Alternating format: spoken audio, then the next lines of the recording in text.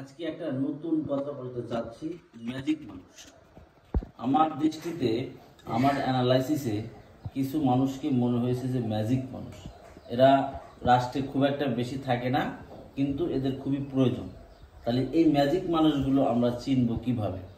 এক নম্বর হচ্ছে, এই ম্যাজিক মানুষগুলো সুন্দর করে কথা বলে। তাদের কথাই যেন কবিতা, তাদের কথা শুনতে ভালো লাগে।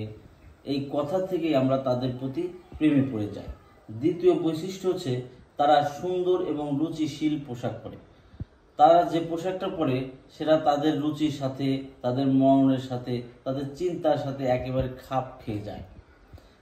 তৃতীয় যে বৈশিষ্ট্য আমার চোখে পড়েছে ম্যাজিক মানুষদের, তারা হচ্ছে যে এরা সবসময় চিন্তায়, দেহে, মননে একটা পরিশুদ্ধতার ভাব থাকে এবং তাদের মধ্যে একটা আমিত্ব থাকে, যে আমিত্বটা অহংকার না, তাদের শক্তি।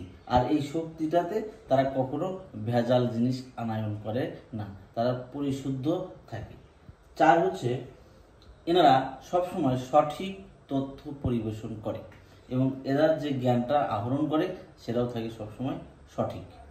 তারপরে হচ্ছে যে শেষ যে বৈশিষ্ট্য আমার চোখে পড়ে, যে এনারা মুক্ত চিন্তার অধিকারী হন।